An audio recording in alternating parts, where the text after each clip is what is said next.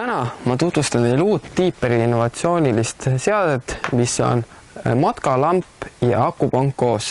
See akupank on 7000 mAh.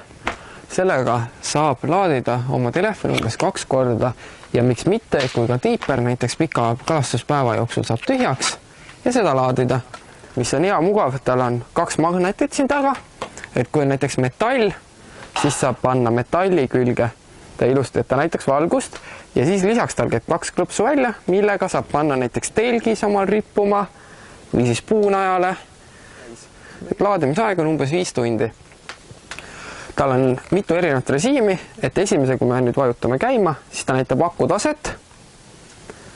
Siis teist korda, kui ma vajutan, on selline nõrgem valgus. Kui ma vajutan nüüd teist korda, on selline tugevam. Ja nüüd, kui ma 3. kord vajutan, siis ta on selline spotina. Ühesõnaga, ta näitab ka kaugemale. Ja nüüd, kui ma panen 3. kord vajutan, siis on selline nõrk hämar valgus. Ja kui ma hoian nüüd 4 sekundit all, siis tuleb strobo. Ja kui ma nüüd hoian 4+4 ehk ühesõnaga 8 sekundit, siis saab ka SOS-i näidata. Et väga mugav selline abimees.